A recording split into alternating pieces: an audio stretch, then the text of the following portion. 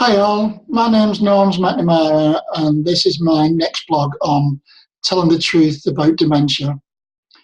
Today I'd like to talk about carers and how they feel when loved ones have to go into homes.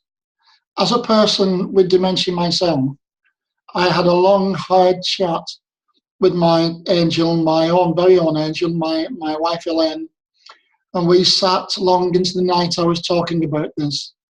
And I made it quite clear that if ever the time came where I'm too difficult, or she can't manage me, or God forbid, I become violent, then she must put me somewhere safe, but also safe in the knowledge that she's done her best, that she's done what she can, and she's shown every ounce of love towards me. And this is what I'm going to try and say today, because it's what we call the guilt monster.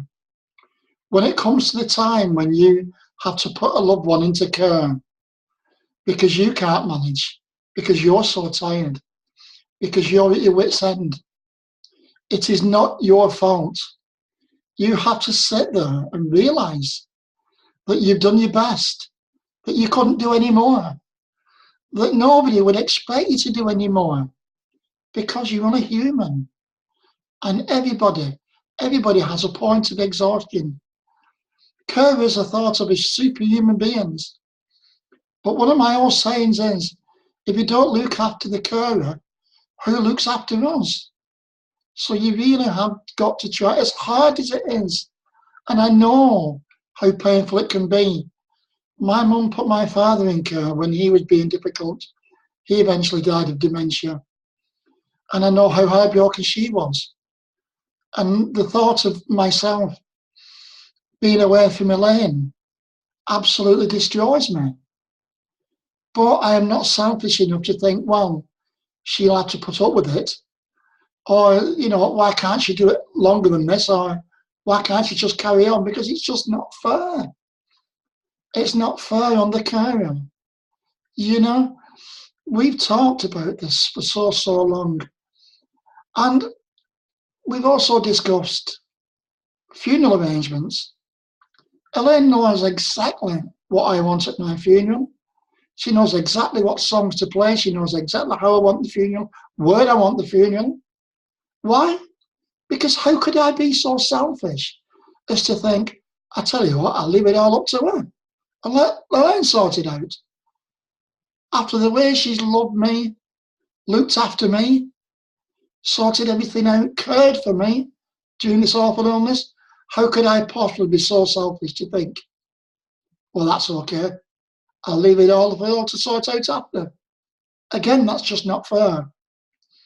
So when it comes to a time, before you're putting people or before you're putting loved ones into care, if you do get a chance where the person with dementia can have I beg your pardon, it just shows it's live, has a conversation like this, and they're good enough to have a conversation like this, it is an awful subject to talk about funerals and end of life and things like that. It's not a popular subject, it never will be. But once we'd sorted it out, and once we sorted the care out, and we talked about if ever it becomes so difficult for Elaine, then she would put me into the care home, I felt better, and I'm the one with dementia. And Elaine said she felt 100 times better because it took her so much weight off her mind. Things like this, again, is things that people don't often talk about, that they won't tell you about. But believe me, it's a two-way thing. Dementia is a two-way illness. It doesn't only affect the person with the dementia, it affects the family as well. But I'm sure that if you turn around, if you're thinking about putting another one in care, and you turn around to the majority of your family, and I know not all families agree, but the majority of families say, well, you've worked hard, you've done so much, you can't carry on, you look exhausted. That's the best thing to do. And I'm sure they'd agree with you. So please take these words to heart if you like. And please listen and please think, whatever comes ahead in the future, when you get to that point, as long as you know you've done your best, as long as you know you couldn't do any more, that's all that matters. That's all that matters. Because at the end of the day, the reason why the person is going into the care home is the illness. You're not putting the person into a care room per se. You're putting the person because of the illness into the care home. So you're not abandoning anybody.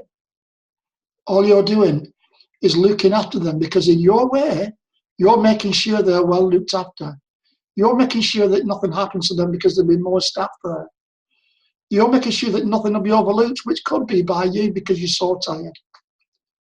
So what you're doing is a good, positive thing when you come to that point and that decision. Please never forget that. Thank you so, so much. Speak next week. Bye.